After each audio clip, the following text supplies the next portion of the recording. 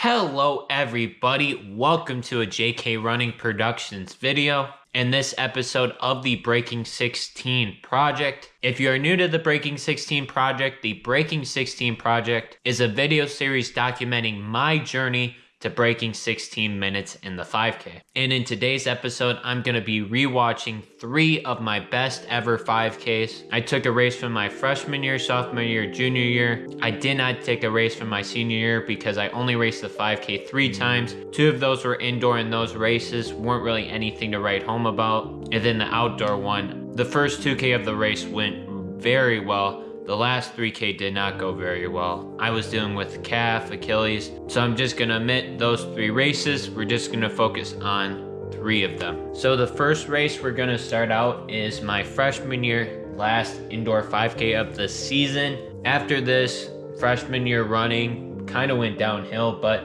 this was one of the lone bright spots of the year. And so with that though, as you can see, we're at the start. This is at Ripon College. They have a really nice indoor track facility, 200-meter indoor track. In this town, pretty much there is nothing except the college. And it's crazy. They have a way better indoor track than we have at MSOE in Milwaukee. You'd think we would have a better track. We do not. This is way better.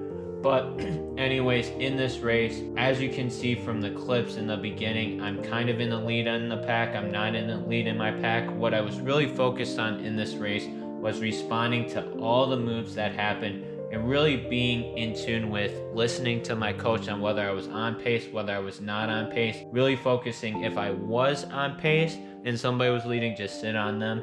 But if the pace was lagging, that's when I would need to go, take the front, and go and keep that pace going. So throughout here, I'm with this guy. I think he's from Vertebo. I can't remember, but he and I, we were just pretty much trading off laps. I remember he and I were pretty close together. I was trying to use him, again, keeping up with him.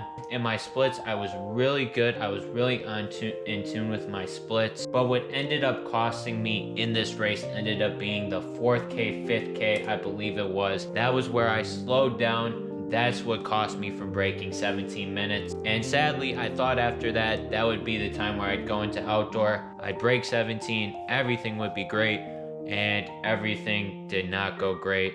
And yeah, not good after that, but we rebounded very well. Now moving on from that race, we are going to be moving on to my sophomore year, first outdoor 5K of the season. And I had a really good indoor season. I broke 17 minutes in the 5K, and I knew going into this first meet of the season, I had a really good training block. I knew I could just keep the momentum going and go and race this first race of the season. So gun goes off. Really, I was boxed in throughout the first part of this race. I was really boxed in, and this went on for probably about the first mile. The first mile was just boxed in. But as I got farther and farther into this race, I just gradually worked my way up. I think I was 13th, then I ended up moving up to 8th, 9th, 6th. Then that's when it kind of became a group of 3 people, 3 laps. And I ended up working my way all the way up to 3rd place. I ended up finishing with a time of 16:25. Was very happy with this race. I didn't race a faster 5K after this, but this was a very good race. It proved to me that I could battle back from being a little bit behind, but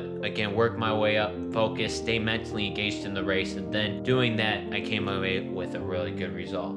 And then now we move to junior year, first indoor 5K of the season. I have some pretty good season openers. I'm pretty good at being ready right at the beginning of the year. And this race, even looking back on this race, this is a race that I'm very, very proud of. So at the start here, setting the scene, I really wanted to break 16 minutes in the 5K. I ran a very good 2-mile time trial. I ran 10:02. And I knew after that I was in pretty good shape to break 16 minutes in the 5K. I just need to stay on this train here. It was me, my teammate McPeak, me, and then another teammate named Jared. And throughout this first part of the race, we were together and we were working together. We were passing some people that were a little bit ahead of us. But in this race, I end up falling back from that lead pack. And I remember I had to make a decision whether I go with this pace or not. And I ended up working my way back up to my teammates, to the first person in there, McPeak. I ended up working my way all the way up to him.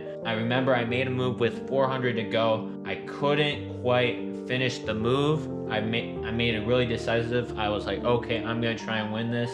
And I didn't end up doing it, as you see with the sprint finish. But this race proves to me that, okay, there's adversity again that happens in a race. You may fall back from somebody that you're trying to keep up with, but you can battle back, and you can battle back to beat them or get close to them. I didn't end up beating this person, but mentally it was still like a great takeaway that I can come back and I can mentally do this in a race. With that though, if you haven't already, make sure to subscribe for more Breaking 16 Project episodes. Follow me on Instagram, Strava, join the JK Running Production Strava Club, and I'm gonna sign off like I always do. The grind never stops.